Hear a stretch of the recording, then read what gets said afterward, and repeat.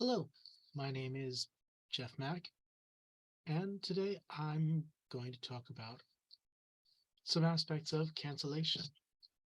This is not a general video on the subject of cancellation, and let me tell you, that surprised the heck out of me because 5 years ago, when I was canceled, I figured that when I eventually told my story, and I really didn't think it would be 5 years before I did, that I would talk about my own cancellation and be really specific and lay it out piece by piece and try to explain everything that happened. And I still want to do that, but honestly, it's a long, weird story.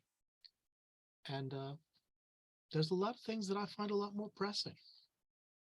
I'm going to talk about some aspects of cancellation that we don't normally hear about. And I'm going to talk about them because I have the dubious pleasure of being in a situation where I can't particularly be canceled any more than I am. Which is not to say that people couldn't do more. It's just that I happen to be in that particular phase of cancellation, which happens in some cases, particularly if, like me, you believed in the philosophies behind cancellation. And so when I was canceled, I was very careful, for lots of reasons, to be quiet about my own story, to give everyone else space to speak. It didn't hurt that my partner of 13 years and then husband, um, I told him immediately what the story was, and he timed it apparently, said that I had spoken for 9 minutes and 42 seconds about how I hadn't done anything wrong and hadn't even apologized once for my sins. Um, all these are honestly at this point just little pieces of a much bigger, much weirder journey. I suppose if I thought I was likely to have any particular purpose, it would be talking about cancellation as terrible at whatever it might be trying to do. Not say cancellation as terrible, though I think it is, but I'm not here to try to push politics on you. Not cancellation as a part of the culture wars if you believe in such things, though if one does believe in such things, they very much do seem to be. Nope, I'm really here to talk about some of the more ridiculous things that I've realized along the way. I really figured I'd be talking about something much bigger, but today I'd like to talk about certain kinds of nonverbal communication. What I mean by that is that during the course of my cancellation, I noticed that while I haven't been a particularly angry person most of my life, in fact, um, both martial arts and meditation have played a fairly large role in much of my life, which is not an automatic guarantee of a calm mind, but I've always enjoyed being calm. Since my cancellation, I found myself getting really angry at rather a lot of people without exactly knowing why. And the not knowing why part really did come with just starting out from the belief, the desire, the hope that the whole cancellation thing had some real merit to it. The idea that the thought that you can and should use an extra legal process that you intentionally wouldn't want to trust the legal process because you could point to so many flaws in the legal process. So you'd rather use some other process to determine some kind of right and wrong. That's not theoretically bad. It's just if your process is terrible and easily manipulated and harms not simply the people who might be canceled, but people who might be affected by anyone who does or doesn't get canceled, all the things that people might do to get canceled or not do. I apologize, friends. I don't mean to be vague. It is such a large subject that I'm going to come straight to the story that really brought this together for me. Now, in the past 5 years, I would say I've probably been ghosted about 1,000 times individually and specifically.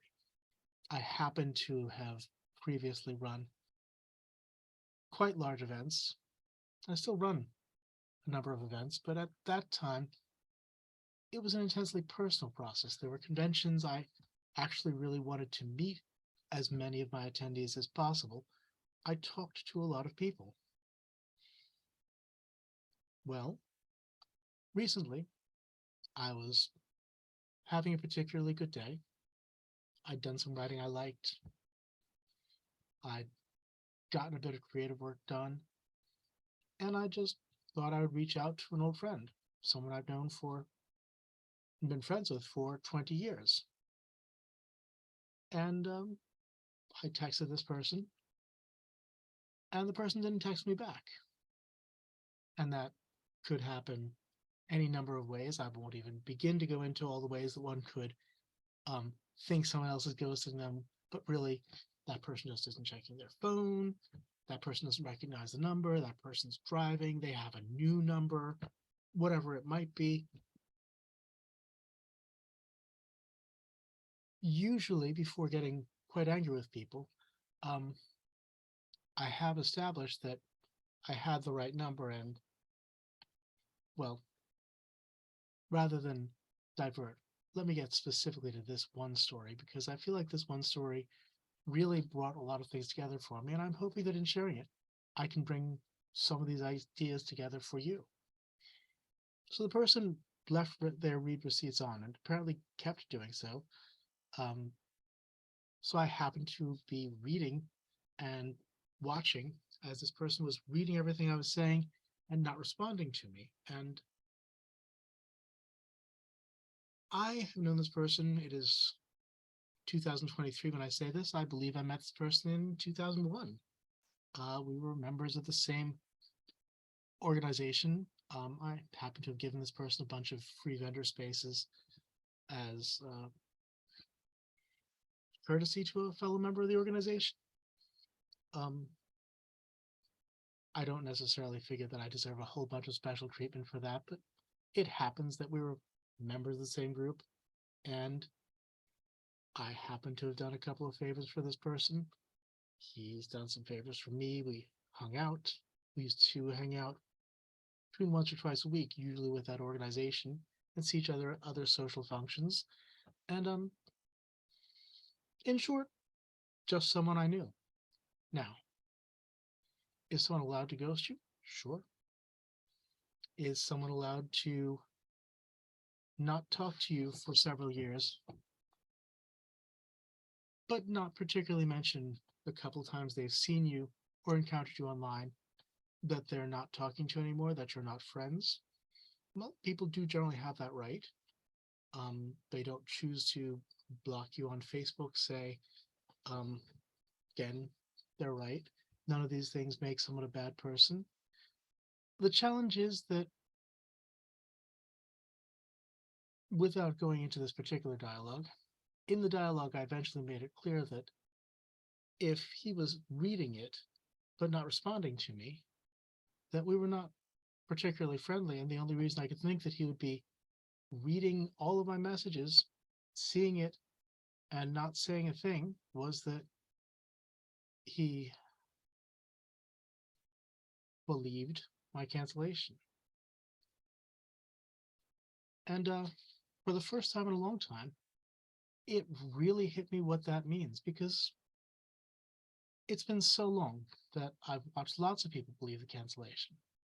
I've seen lots of people be blackmailed into it. Certainly, obviously, anyone who's been blackmailed into it, especially blackmailed visibly, like blackmailed online, blackmailed somewhere that people can see, would have some idea that the person doing the blackmailing might not have the best motives, might not have the best intentions. There are some reasons, but at core, the reason that was being conveyed to me that I was getting by what I was saying and watching the person read it and not respond was that the person believed those things. Let's talk a little bit about what that means. Let's say you've been friends with someone as far as you know for 20 years. You've seen them in the past 5 years after your life changed. Talk to them a bit. It turns out they despise you, and they believe you are the worst kind of criminal. They believe and are happy to convey directly to you that they believe that you have done some of the worst things a human being could possibly do. What things I do not and cannot know. How does one feel about that?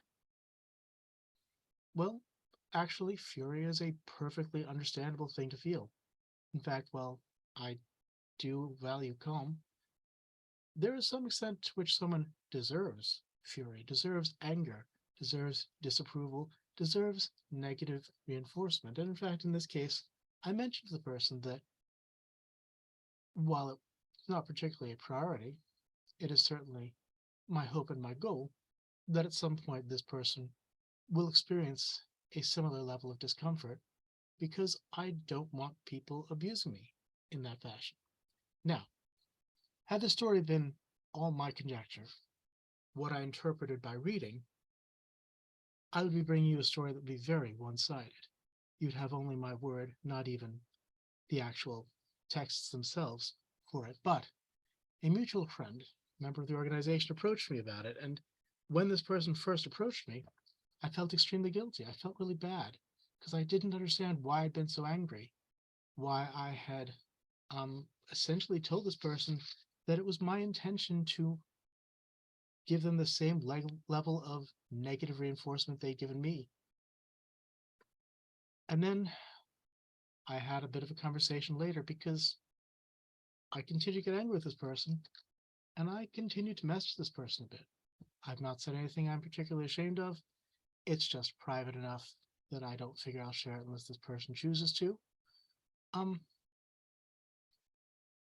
so I was told that I was suspended from the organization, and in general, that it would be a good idea for me to lay rather low. And at the time, I agreed. And then something happened. I couldn't do it. It was wrong. Yes, I yelled at somebody else, and that person deserved it.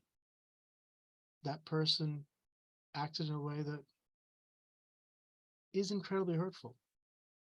If someone walks up to you and says, I believe you are a murderer, I believe you are a thief who steals from poor people, I believe you have done any number of atrocities. If someone walks up to you and says that to you, you have a right to be angry. You don't necessarily have a right to take certain actions to harm that person. Indeed, what you do have a right to do and what you ought to do is going to vary based on the situation.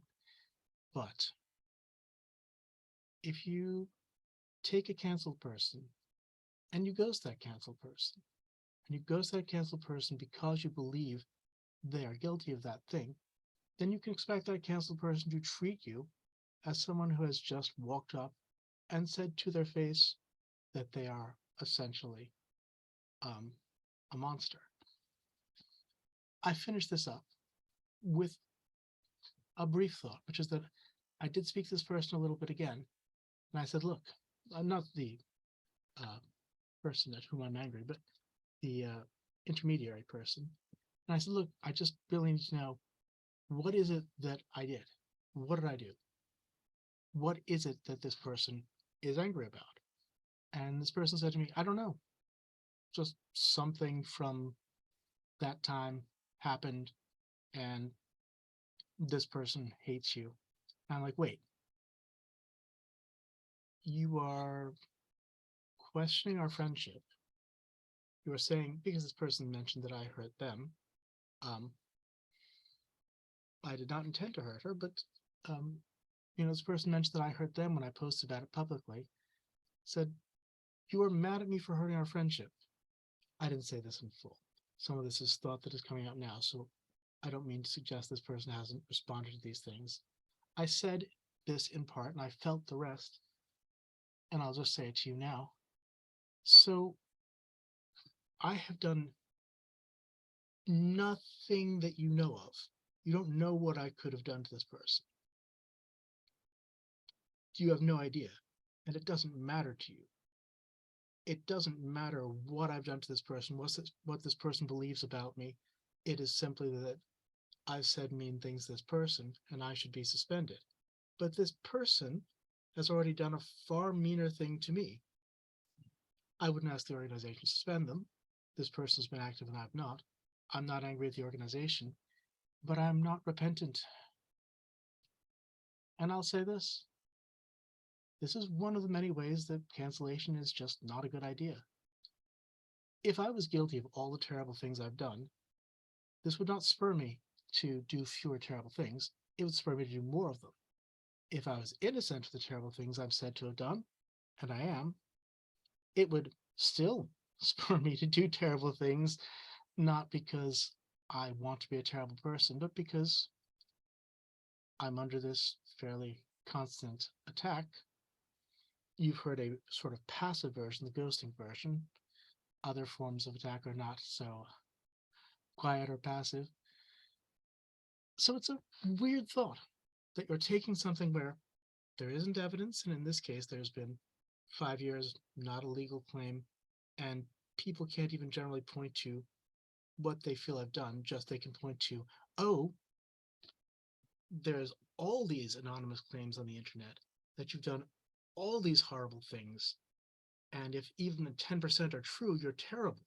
And that might be true, but if even 10% are true, I have a time machine and I'm a supervillain. And while I wouldn't mind being a supervillain, maybe in a different universe, I'm not a supervillain here. I don't have a time machine. So in conclusion,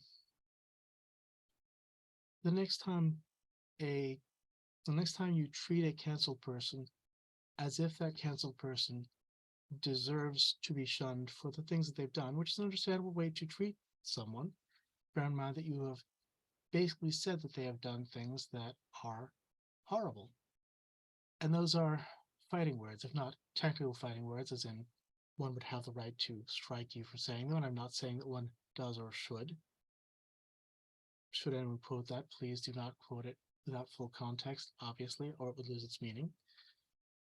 But it's certainly very aggressive. It's certainly something that's going to receive an aggressive response. And once again, nobody wins. Not anybody who feels they were affected by the canceled person, not the canceled person, not anybody. The only people who win are those who really enjoy seeing a whole bunch of people being real mad and real upset. And those aren't people that anyone should particularly want to see winning. My name is Jeff Mack. Thank you for your time.